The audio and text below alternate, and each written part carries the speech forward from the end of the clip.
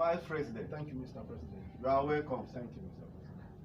President. Mr. Vice President, the reason why I call on for you for here is to inform you that the problems of this country is causing me stomach pain.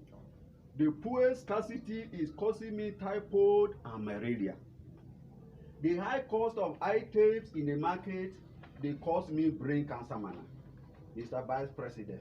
So I call on for you here to hand over this country affairs to you, Mr. Vice President. Kajiko. Thank you, Mr. President.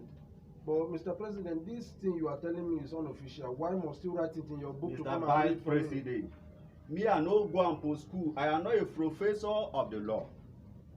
That is why my VA had to write this thing inside the book, so that I go come here, I go read them for you, and me I no go forget them.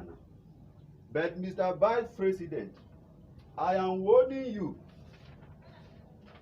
First, I don't want to see that you have a new appointment in my houses. If you make any new appointment in my houses, Mr. Vice President, if I come back, I will cancel Amina. Kajiko. Thank you, Mr. President. But you know, the right thing for you to do is to transmit a letter to the National Assembly informing them of my... That is Kamana. Mr. Vice President, I am not transmitting any letter to the House of Assembly or National Assembly. This is not transmission or electricity distribution company. I am not transmitting anything. I talk am before, Mr. Vice President. You dey use am for your left eye, the eye my see.